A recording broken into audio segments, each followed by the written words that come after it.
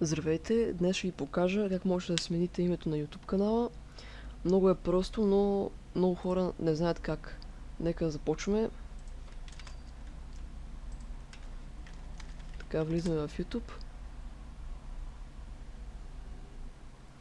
И отваря ви се YouTube и тук всичко е нормално. Така, за да си свалите, да смените името на канала, натискате горе в дясно на вашата иконка.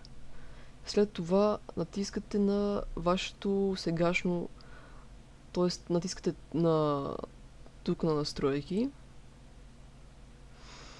И сега натискате ето тук. Така.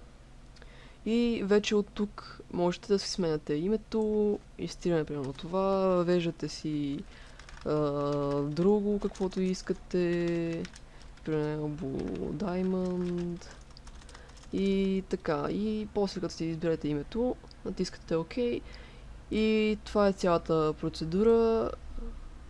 Ако ви е харесал клипа, лайквайте, сабскрайбвайте ако искате и това е от мен за сега.